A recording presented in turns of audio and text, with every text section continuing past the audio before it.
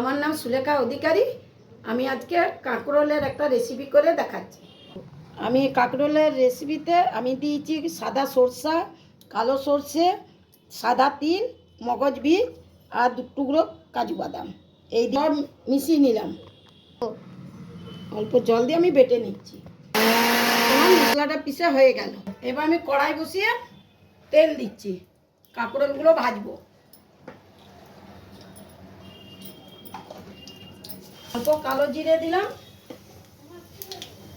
দিয়ে নিয়ে আমি এই কাঁকরোলগুলো ভাজবো। এই দেখুন,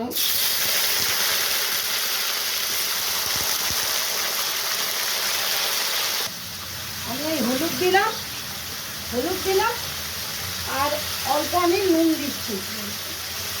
অল্প নুন দিলাম, মানে নুন দিলে জলদি সিদ্ধ হবে, ভাজা ভাজা হবে। অল্প নুন দিয়ে দিলাম। আমার ভাজা হয়ে গেছে।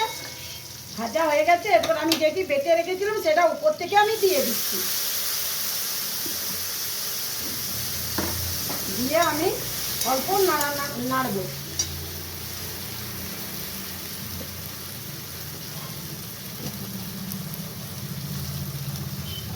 আমি হলুদ দিলাম, এই অল্প কাশ্মীরি লঙ্কা দিচ্ছি আর অল্প চিনি দিচ্ছি। এই দেখুন, অল্প চিনি দিলাম আর অল্প নুন দিচ্ছি। ভাজার সময় নুন দিয়েছি, অল্প দিয়েছি, এখন অল্প আরও নুনটা দিয়ে দিলাম। দিয়ে আমি এটা বেশি ভাজবো না, অল্প ভাজবো। ভেজে এরপর জল দিয়ে দেবো। এই দেখুন, আমি এই জল দিয়ে দিলাম।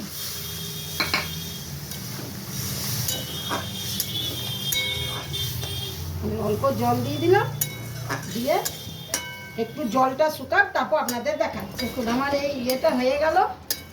এরপরে আমি একটু মেথি গুঁড়ো করে দিয়ে দিচ্ছি, মেথি শাক।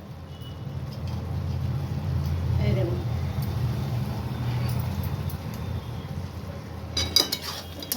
কাশ্মীরি মেথি আমি দিয়ে দিচ্ছি। এই দেখুন, আমার এটি হয়ে গেল। আমি এরপরে নামিয়ে নিচ্ছি।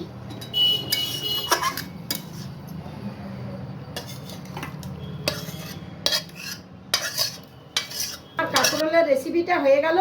আপনাদের যদি ভালো লাগে লাইক ও সাবস্ক্রাইব করে